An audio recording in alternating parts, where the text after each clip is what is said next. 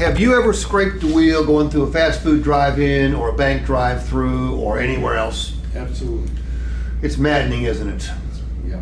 Um, Very frustrating. Mario, did you happen to look into what it would cost to get the wheel fixed? Yeah, probably $150, $200. Did you end up getting the wheel fixed? Yeah. You did. Yeah. All right, so you understand the value of cosmetic wheel repair.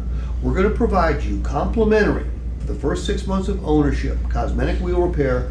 We will repair an unlimited number of alloy wheels or steel wheels that you scrape on a curb.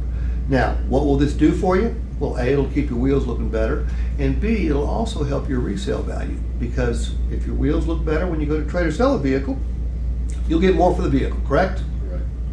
That's how you have a conversation about something that most customers don't know anything about. What percentage of the people that scrape wheels on curbs get them fixed?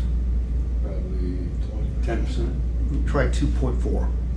Wow. 2.4. People scrape their wheels and go, damn. And then they go on about their business. But Nancy, do they pay for those scrapes?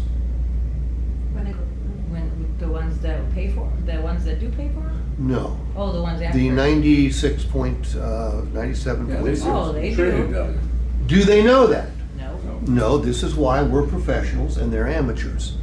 We have to point that out. So, if I ask Nancy the same question, have you scraped your wheels on a curb? All the time.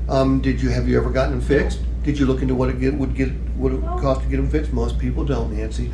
$100 to $150 per wheel. However, Nancy, you know you did pay for those. You know A how? lot. Well, when you traded or sold the car, someone deducted from the value of your vehicle for every scrape on those wheels.